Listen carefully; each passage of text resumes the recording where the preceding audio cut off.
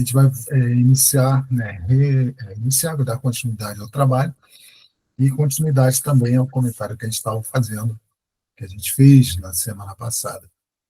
A gente estava falando da questão 1009, dos comentários desses mestres aqui, e a gente pega aqui esse comentário que é de Platão. Né? Deixa eu aumentar um pouquinho de ponto. De repente está baixo. Respira fundo, calma. Isso. Aí, agora sim. Agora deixa solto e vai. Então está ali na tela. Guerra de palavras, já não se verteu sangue suficiente. Será necessário reacender as fogueiras? Distinguem-se as expressões eternidade das penas, eternidade dos castigos. No entanto, aquilo que se entende hoje por eternidade, os antigos não entendiam da mesma forma. Ali nas letras amarelas, né, a eternidade dos castigos corresponde à eternidade do mal. Sim, enquanto o mal existir entre os homens, os castigos também existirão.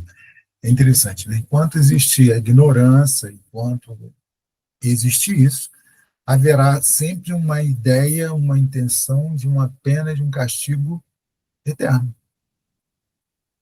É assim. Porque enquanto não nos libertarmos dessa ignorância que nos aprisiona na esfera mais baixa, na energia mais baixa, e muitas vezes por questões de culpa, remorso e autopunição, o mal vai estar ali. E na medida que a gente vai crescendo, vai evoluindo, a gente vai se distanciando disso. A consciência vai despertando, ela vai ampliando e vai olhando de forma diferente para aquilo tudo. E muitas das vezes, e sempre, que esse despertar acontece, o olhar que a criatura vai ter sobre ela mesma a respeito daquela situação lá atrás vai ser um olhar mais leve.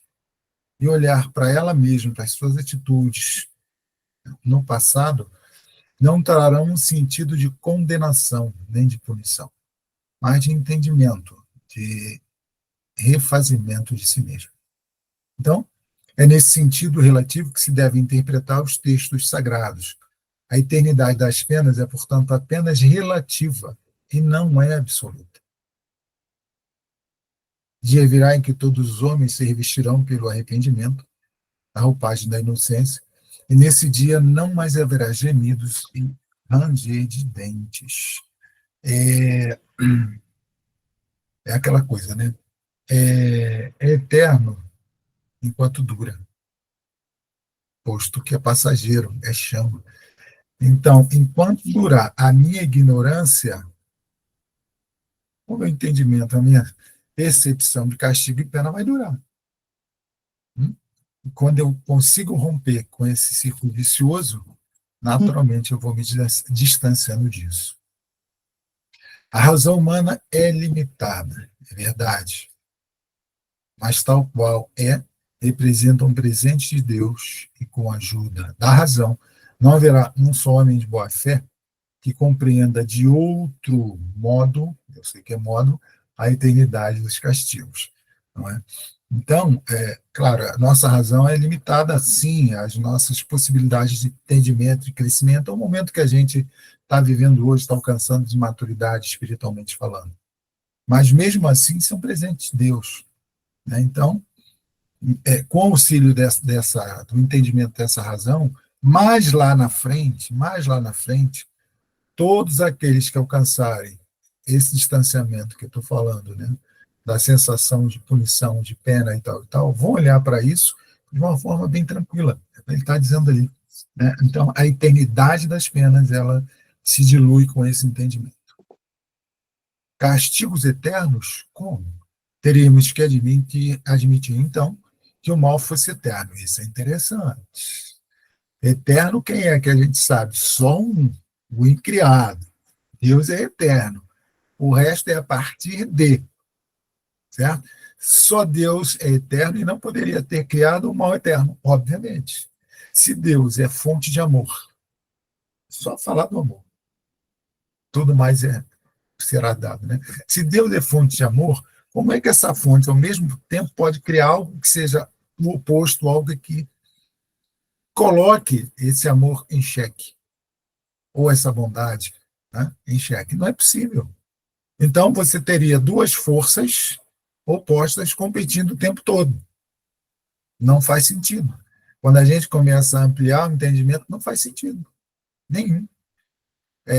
Em algum momento na interpretação da humanidade, a gente caminhou para esse entendimento exatamente pela ignorância, pelo desconhecer, por não perceber a grandeza dessa divindade, que em algum momento do nosso caminhar histórico, da nossa humanidade, essa divindade tem e teve as características meramente humanas. Só isso. Aí daí vem a intenção do mal eterno, tal, essas coisas. Não acontece. Ó, pois se assim fosse, teríamos de destituí-lo do mais magnífico dos atributos. Teria que tirar de Deus essa coisa, o poder soberano. Porque ele deixa de ser soberano. Se existe uma força igual em sentido contrário, já não é o eterno absoluto, já não é o que tu sabe. Alguém poderia fazer oposição às suas criações, às suas vontades. Porque deixa de ser soberanamente poderoso aquele que possa criar um elemento destruidor de suas próprias obras. Quer dizer, Deus estaria dando um tiro no pé. Como é que vai fazer assim? Não é? Não pode ser. Tá? Então, quando a gente amplia o entendimento, aquela interpretação baseada no medo, no temor, né, no castigo, ela vai perdendo o sentido, ela vai diluindo, a gente vai raciocinando, como está mostrando aqui no texto. Como é que ele poderia criar ao mesmo tempo, ou se criar, né, se duplicar, um lado bom e um lado mau? Está estranho. Humanidade. Não mergulhe mais no seu melancólico olhar nas profundezas da terra, buscando os castigos. Chore, expie, espere e refugie-se no pensamento de um Deus infinitamente bom, absolutamente poderoso e essencialmente justo. E aí foi o Platão que disse para a gente. Tá? Resumiu tudo, um grande Platão. Cara bom. Então vamos adiante. Aqui, ó. Gravitar para a unidade divina, ou seja, né, o objetivo, né, é a meta da humanidade. Então, o objetivo da humanidade é caminhar na direção, no mesmo sentido, para a divindade, a unificação, né? Sem perder a sua própria característica. E para isso vai precisar de três características que estão aqui, ó: justiça, amor e ciência. Beleza? Agora, existem três coisinhas que são nossas, que são opostas a esse entendimento: ignorância, ódio e injustiça. Então, quanto mais nós caminharmos para o sentido justiça, amor e ciência, mais distantes da animalidade, certo? Próximos da angelitude. A gente vai caminhar para isso.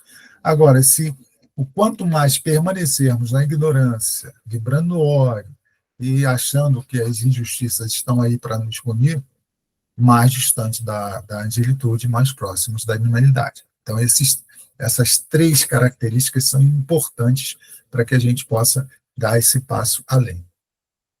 Aí tem aqui, ó: pois bem, em verdade digo que lhes digo, que subvertem esses princípios fundamentais ao comprometer a ideia de Deus com o exagero de sua severidade. Né? Nós temos na história o Deus que pune, o Deus dos exércitos, o Deus que é rancoroso, que é ciumento, uma coisa que a gente hoje já entende diferente. Tá certo? Beth, eu faço leitura labial, hein?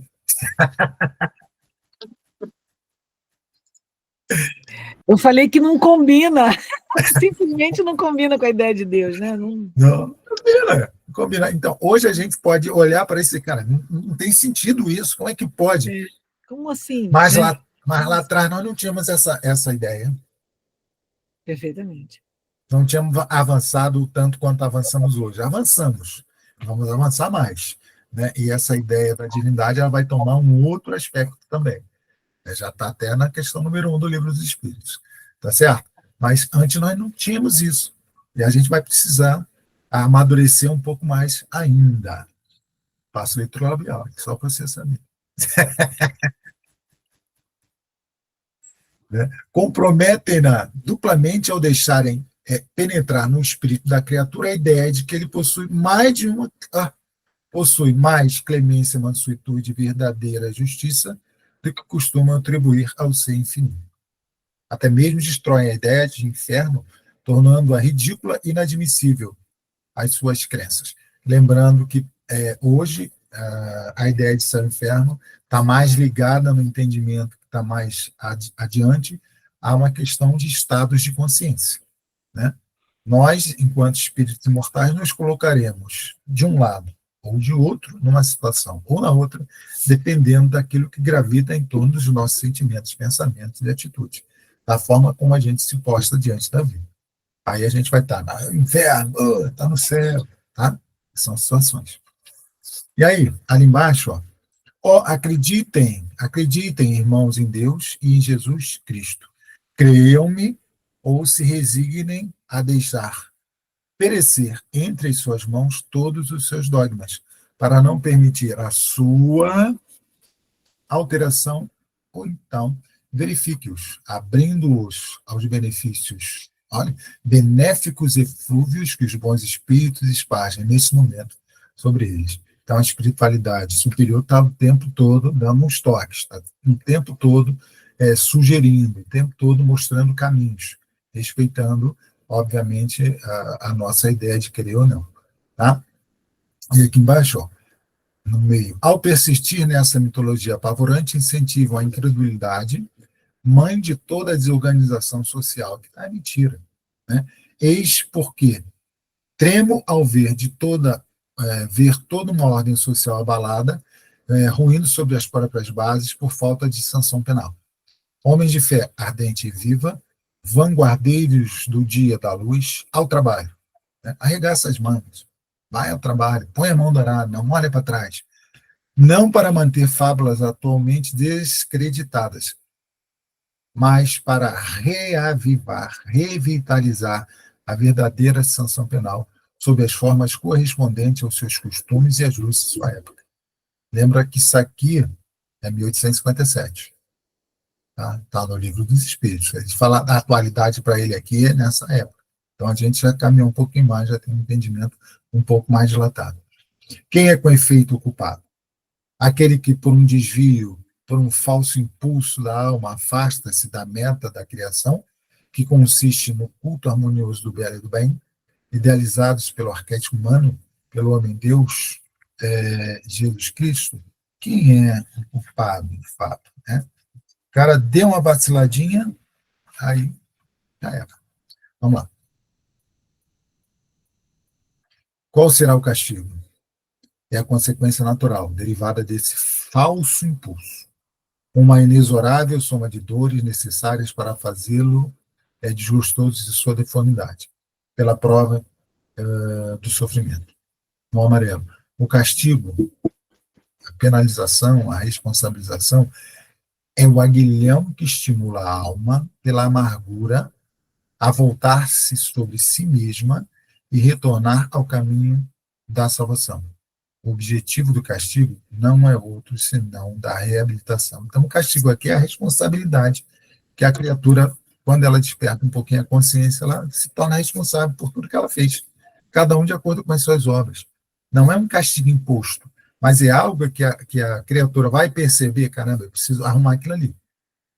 Aquilo ali está na minha conta, então quem tem que arrumar sou eu. Claro que eu posso me amparar em outras situações, pessoas e outras coisas mais para me ajudar a trilhar esse caminho. Mas quem vai caminhar sou eu.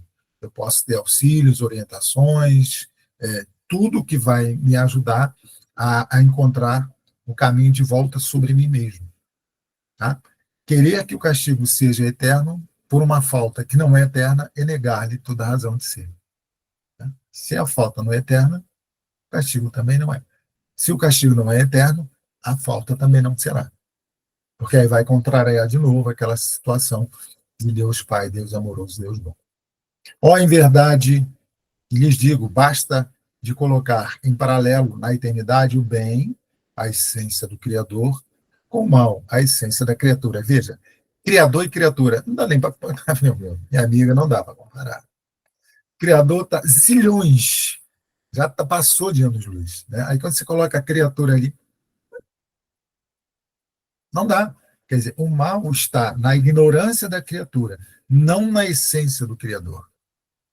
E essa criatura, ela, como lá para o grão de mostarda, né, ela vem pequenininha, vai enfrentando lá as intempéries, temperatura, pressão, ela vai crescendo e tal, e ao longo ela vai se distanciando e entendendo que realmente ela pode, lá na frente, ser uma árvore frondosa e ter milhares de grãos para alimentar muita gente. Tá?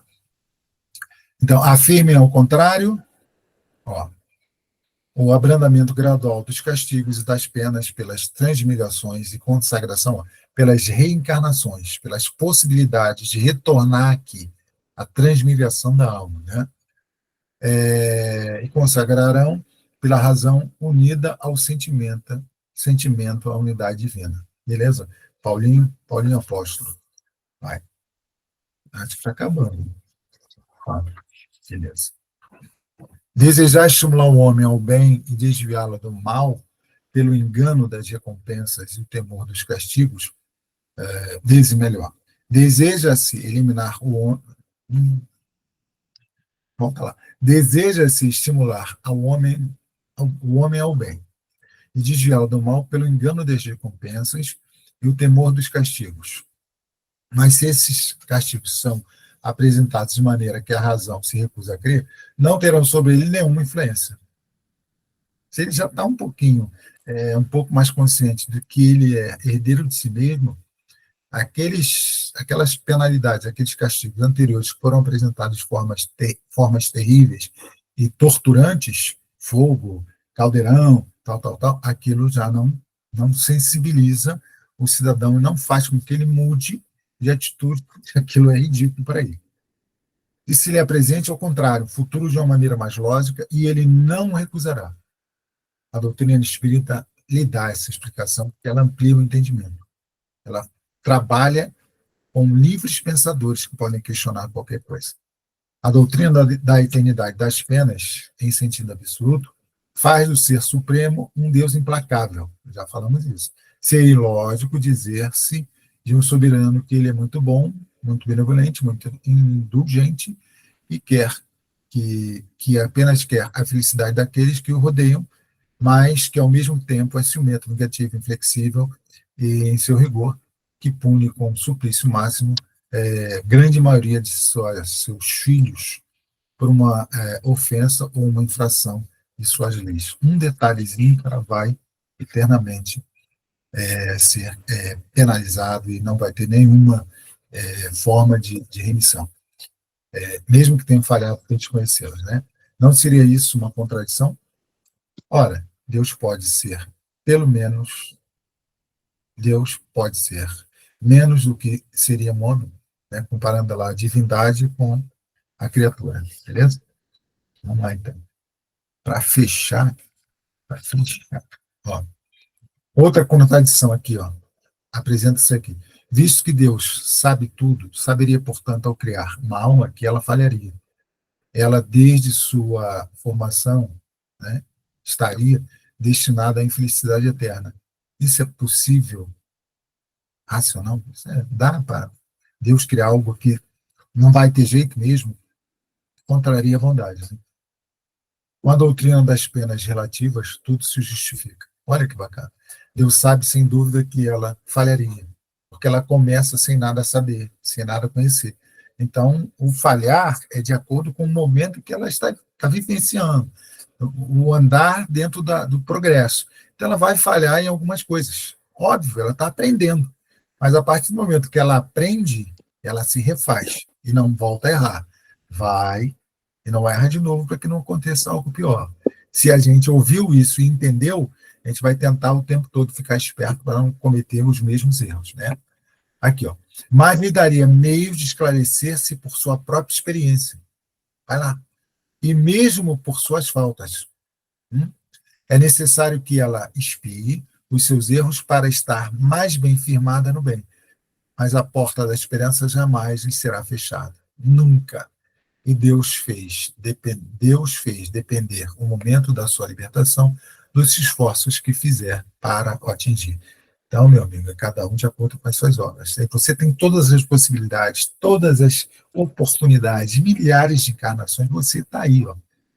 Vai no teu tempo, mas faz direito. Vai se percebendo, né? Não queira repetir os mesmos erros se você já aprendeu. Se não, tudo bem, mais na frente você vai ter a oportunidade. Aqui embaixo, a palavra eterna é quase sempre empregada na linguagem comum, com sentido figurado, para se designar uma coisa de longa duração, da qual não se prevê o termo, embora se saiba muito bem que esse termo existe. É aquela que eu falei antes, né? Dura enquanto é chama. A sensação de eternidade é essa. Vamos adiante? Tá, beleza. Então, aqui no meio, ó, não esqueçamos, sobretudo, de que a inferioridade da alma, né, do espírito, não lhe permite ver o fim do caminho.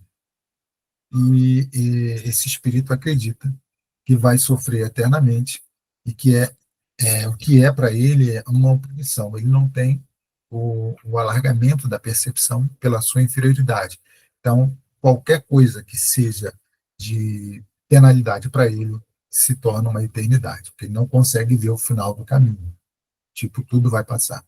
Então, acho que pode pular essa. Acho que acabou aqui, né? Vai fechar aqui. É.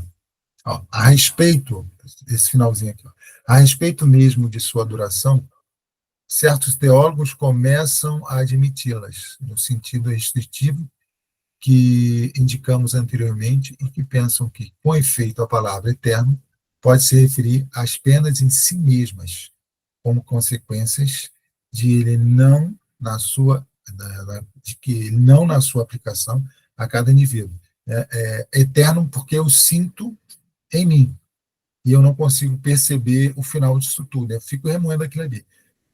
O dia em que a religião admitir essa interpretação, assim como outras que são igualmente a consequência do progresso das luzes, ela reconduzirá ao seu seio muitas ovelhas desgarradas, peneternas, nunca. Muito obrigado. Beth, é você. Obrigada, Celso. Então, dando continuidade. Bom, primeiro eu queria dizer que é muito bom estar de volta, depois de precisar, né, me ausentar alguns dias pessoalmente aqui, mas é muito bom estar de volta. E aí, nessa nossa caminhada para fechar as questões do Livro dos Espíritos, hoje me coube conversar com vocês sobre as questões 1010 a 1013, que, dando continuidade à duração das penas futuras, né, nós estamos na parte 4, capítulo 2. Você pode passar, por favor, Itamar?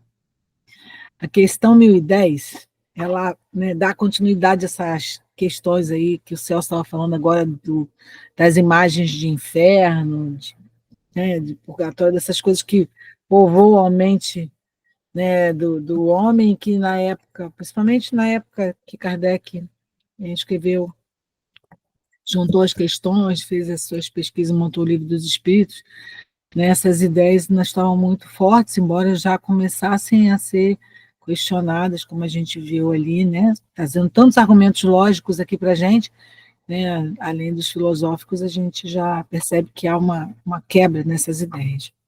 Mas vamos lá. Agora, o nosso assunto é a ressurreição da carne, né, que a gente sabe que isso é uma coisa impossível. Mas vamos lá, como é que foi tratado esse assunto no Livro dos Espíritos. Questão 1010. O dogma da ressurreição da carne será a consagração da reencarnação ensinada pelos espíritos? Aí, para trazer essa palavrinha, né, dogma, a gente já falou sobre ela aqui outras vezes, mas só lembrando, ela, na verdade, o que ela está falando é de verdades, né, de doutrinas religiosas que são indiscutíveis. Então, para, né, para a religião católica, né, a maioria, na época ali, de Kardec no local onde ele nasceu, onde ele vivia, essa questão da ressurreição da carne era absoluta, né? Então, qual foi a resposta dos espíritos com relação a essa pergunta? Como quererias que fosse de outro modo?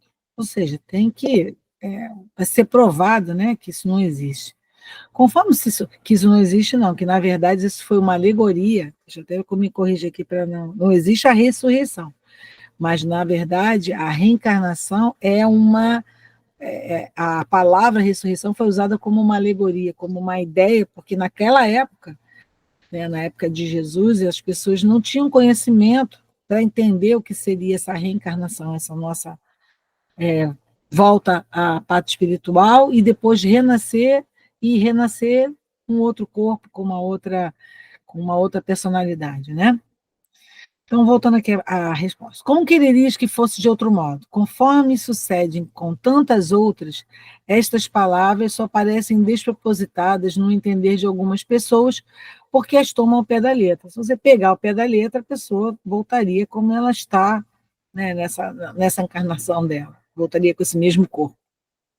E aí, como a gente sabe que isso não acontece, isso leva à incredulidade. Daí, dá-lhes uma interpretação lógica, e os que chamais de livres pensadores as admitirão sem... deixa eu pegar aqui no meu livro. Obrigada, Itamar. Sem dificuldade. Precisamente pela razão de que refletem. Ou seja, a explicação lógica vai esclarecer que isso não é possível nesse conceito de você voltar com, né, com o mesmo corpo. Porque não vos enganeis. Esses livres pensadores, o que mais pedem e desejam ter não, peraí. Porque não vos enganeis. Esses livres pensadores, o que mais pedem é o que desejam crer. Precisam acreditar, né? Tem como os outros, ou talvez mais que os outros, a sede do futuro, mas não podem admitir o que a ciência desmente. Obviamente, né, voltar no mesmo corpo é impossível, né? A doutrina da pluralidade das existências, ela é consentânea, ou seja, ela é coincidente, ela é coerente com a justiça de Deus. Só ela explica o que sem ela é inexplicável. Como havíeis de pretender que o seu princípio não estivesse na própria religião? Então, Jesus, quando veio, né, quando conversou lá, explicou, ele sempre trouxe a verdade. Então, mas ele também tinha que usar de metáforas, tinha que usar de alegorias para que essa verdade fosse, vamos dizer assim, entendida dentro do que era possível por aquelas pessoas que estavam lá naquela época, mas a doutrina dos espíritos, ela já veio nos trazer o esclarecimento, né? Já veio abrir outras perspectivas, outras janelas, mais informação, para que o que havia sido apresentado sob forma de metáforas, sob forma de parábolas, já fosse mais abertamente discutido e explicado para que nós, né, no nosso juízo, pudéssemos entender o que estava sendo dito e assim aceitarmos pela própria lógica, né? A ciência, a filosofia, a doutrina, todas são coisas que conversam entre si. Então, continuando aqui a pergunta de Kardec. Assim, pelo dogma da ressurreição da carne, a própria igreja ensina a doutrina da reencarnação? É evidente. Demais, essa doutrina decorre de muitas coisas que têm passado despercebidas e dentro de pouco se compreenderão nesse sentido. Reconhecer-se-á em breve que o Espiritismo ressalta a cada passo do texto mesmo das Escrituras Sagradas, ou seja, em momento nenhum nada foi desmentido.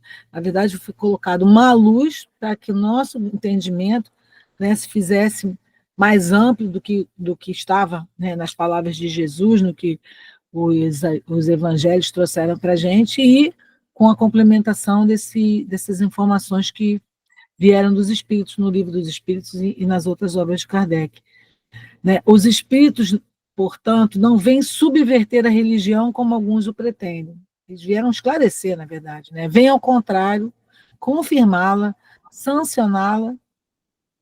Oi, só um minutinho, Cecília, só queria finalizar esse parágrafo, você já deixa você falar, tá? Vem, ao contrário, confirmá-la, sancioná-la por provas irrecusáveis. Como, porém, são chegados os tempos de não mais empregarem linguagem figurada, eles se exprimem sem alegorias e dão às coisas sentido claro e preciso, que não possa estar sujeito a qualquer interpretação falsa. Eis porque daqui a algum tempo, muito maior será do que é hoje o número de pessoas sinceramente religiosas e crentes. Essas palavras são de São Luís. Pode falar, Cecília. Oi, Beth. Oi, diga. Né, porque você está falando, né, da ressurreição, e a ideia da ressurreição vem da Igreja Católica, não é isso? E a gente está estudando o Livro dos Espíritos, mas eu Sim. sempre que penso nessa colocação da fala da ressurreição, é óbvio que a gente não conseguiria retornar com o mesmo corpo, isso é uma coisa lógica da ciência. É bom lembrar que no século V, quem tirou isso da ideia que já estava na própria igreja, da não existência da reencarnação e usando só a ressurreição, foi o imperador Justiniano, né, no concílio, por conta do... Concílio, né? Para fazer a Bíblia, para montar a Bíblia, né? Você fala. Então é só isso que eu queria lembrar, porque eu sei que a ressurreição e a reencarnação, eu acho que basicamente é a grande diferença entre o espiritismo e muitas religiões, principalmente a Igreja Católica, né? E o protestantismo também, né? Sim. Que é originária da Igreja Católica, né? Porque grande parte das religiões, principalmente as orientais, eles acreditam na reencarnação, até de maneira ligeiramente diferente, algumas Sim, porque eles acreditam que a gente pode até retornar em outras formas, umas formas mais atrasadas, digamos assim, porque seriam em formas de animal, né? Para se ou plantas, árvores, né? Tem isso tudo, mas eu acho sempre bom lembrar essa diferença que a gente tem e da onde vem nessa ideia da troca, né? Que a Bíblia vem trazendo, porque a gente trabalha o tempo todo com o Livro dos Espíritos em cima de 4 apóstolos, né? São Marco, João... João, né?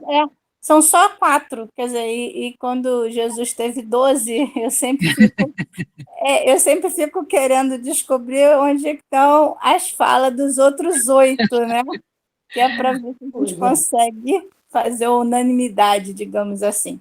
Obrigada. Unanimidade eu acho que é uma coisa meio difícil, que cada um vê de um ponto de vista, a verdade tem seus pontos, né? Se você, dependendo de onde você olhar mais a mensagem, a gente vê que a mensagem ela exatamente. Quando eu falo unanimidade é isso, né? As palavras são diferentes, mas a ideia tem que levar a mesma finalidade, né? Isso aí. Era isso, eu queria fazer um comentário. Obrigada. Nada, pode falar, Paulinho. Oi. A ideia da reencarnação, ela vem na sua base dos próprios judeus. E Jesus conversa no Evangelho, né, com Nicodemos, explicando para ele o que era o renascer de novo. Você sabe que eu entro no ventre da minha mãe? Aí ele pergunta, és mestre em Israel e não sabe dessas coisas? Então a gente vê que a coisa está mais difundida do que a gente pensa. E realmente ficou complicado, né, manter a verdade. Eu não sei se é Paulo que diz isso, ou se está em alguma fala de Jesus. O que é nascido da carne é carne. O que é nascido do Espírito é Espírito. Né? Então não tem o que discutir. Perfeito. Entendeu? Paulinho, perfeito. Obrigada. Em seguida, né, essa resposta dos espíritos, Kardec também aproveitou e fez, né, suas considerações, e até assim, ele é bem incisivo nos seus argumentos e coloca a coisa, eu até brinco, é quase um argumento definitivo, né? Então, ele começa lá. Efetivamente, a ciência demonstra a impossibilidade da ressurreição segundo a ideia vulgar, que seria a gente voltar com esse nosso mesmo corpo, né? Essa nossa mesma personalidade.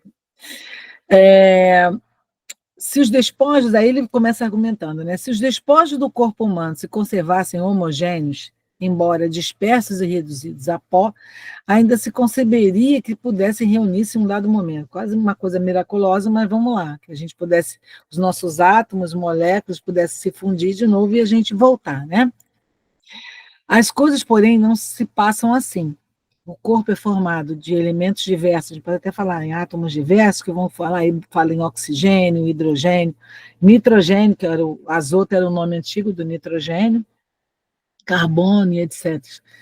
E esses, pela decomposição, esses elementos se dispersam, mas para servir à formação de novos corpos, de sorte que uma mesma molécula de carbono, por exemplo, já terá entrado na composição de outros milhares de corpos diferentes. Aí ele até faz uma ressalva aqui, para ele não entrar aonde vai parar, que ela poderia parar numa planta que está próxima daquele lugar onde aquele corpo se desfez, ou um inseto, um tipo de animal. Ele está falando pelo menos só do corpo humano, né? Aí ele fala, falamos unicamente dos corpos humanos sem ter em conta dos animais. Eu ainda entraria até pelos vegetais que poderiam crescer ali naquele entorno. Que um indivíduo tem, talvez, em seu corpo, moléculas que já pertenceram a homens das primitivas idades do mundo. A Terra, na verdade, era um sistema fechado, ou quase fechado. Vou desconsiderar que podem cair meteoritos aqui e aumentar a nossa massa. Tá? Então, considerando a Terra um sisteminha fechado, então, tudo que pode formar uma existência aqui no planeta já está aqui, né? Já está aqui dentro do nosso planeta. Então, essas moléculas, esses átomos, eles já transitaram aí, de repente, uma parte da água que está no meu sangue já esteve no mar, ou esteve numa montanha, já foi um floco de neve, né? Olha que legal seria isso. Isso dá umas ideias assim, bastante diferentes para a gente parar para pensar, né? Quem sabe uma molécula de um átomo de água, né, que esteja no meu corpo possa ter sido um floco de neve numa montanha lá no Himalaia e por processos atmosféricos e biológicos agora faz parte de mim. Acho isso é muito interessante, né? E aí ele fala aqui que os nossos corpos podem ser feitos de moléculas que já passaram por homens primitivos e que essas mesmas moléculas orgânicas que absorveis nos elementos provém possivelmente do corpo de tal outro indivíduo que conhecestes e assim por diante. Então, é como eu estava falando, né? De repente, uma parte desses nossos átomos, ou átomos que constituíram outras pessoas, se transformaram passaram pelo processo de existência por outras criaturas, né, do reino divino, do reino vegetal, do reino animal, e aí estamos aqui, está agora fazendo parte de uma proteína, de um DNA dentro do nosso próprio corpo, né? E aí ele volta, aí Kardec, né, fala da quantidade de matéria na Terra. Existindo uma quantidade definida da matéria e sendo indefinidas as suas combinações, ou seja, dentro da Terra a gente tem uma quantidade finita de massa, mas que essa quantidade pode se combinar de modos infinitos, como poderia cada um daqueles corpos reconstituir-se com os mesmos elementos? Então, ele aí quebra, né, essa ideia da possibilidade de uma reencarnação conforme algumas igrejas, né, algumas doutrinas pregam. Aí há aí uma impossibilidade material. Racionalmente, não se pode admitir a ressurreição da carne, senão como uma figura simbólica do fenômeno da reencarnação. E nada mais há que se aberre da razão, que seja a contradição com os dados da ciência. Então, essa nossa volta aí não seria seria um retorno à massa, né, à carne, mas não uma reencarnação, seria um retorno à encarnação, não uma ressurreição, mas sim uma reencarnação. É exato que, segundo esse dogma, essa ressurreição só no fim dos tempos se dará. Então, ainda teríamos que esperar o fim dos tempos para poder renascer, não seria renascer, não, ressurgirmos enquanto aqueles que, naquela nossa existência. E ao passo que na doutrina espírita isso ocorre todos os dias. Então, a gente vive, A gente passa por todas as nossas questões, o nosso aprendizado aqui, retornamos à parte espiritual, passamos um tempo lá e voltamos para continuar a nossa trajetória em direção à nossa expansão espiritual, o nosso crescimento, indo em direção ao Pai, né? Vamos colocar assim. Mas nesse quadro de julgamento final não haverá uma grande bela imagem a ocultar sob o véu da alegoria, uma dessas verdades imutáveis, em presença das quais deixará de haver céticos, desde que lhes seja restituída a verdadeira significação? Dignem-se a meditar a teoria espírita sobre o futuro das almas e sobre a sorte que lhes cabe. Ou seja, ele nos convida aqui, nos chama ao raciocínio lógico, né, que é muito mais lógico, inclusive que se enquadra dentro do que seria a original mensagem trazida por Jesus, e não a que foi modificada de acordo com as conveniências de outras, vamos colocar assim, de outras religiões, né? Sob a sorte que lhes cabe, por efeito das diferentes provas que lhes cumpre sofrer, e verão que, exceção feita da simultaneidade, o juízo que as condena ou absolve não é uma ficção, como pensam os incrédulos. Notemos mais que aquela teoria é a consequência natural da pluralidade dos mundos, hoje perfeitamente admitida, enquanto que a doutrina do juízo final, a Terra passa por ser o único mundo habitado. Então, a gente, pelos nossos estudos aqui, pelas obras que a gente já leu, a gente sabe que há pluralidade de mundos, há pluralidade de oportunidades da nossa existência para o nosso crescimento. Acho que dá tempo de eu falar pelo menos de mais uma questão. Obrigada, Itamar. E aqui tem uma coisa interessante para comentar com vocês, é que não há uma questão 111. Né? Diz que na segunda edição do Livro dos Espíritos, se eu não estou enganada, deixa eu até ver a caixa aqui. Na segunda edição francesa, essa questão foi suprimida, eles esqueceram de numerar, ou sabe-se lá o que aconteceu, e aí a gente agora sai da questão 1010 para a questão 1012. Eu acho que eu falei o nome errado, desculpe. Então, não há uma questão 1011, há uma questão 1012. Tá? Talvez essa pequena pergunta que foi incorporada na questão anterior, né, que seria a 110A, pudesse ter sido essa 111.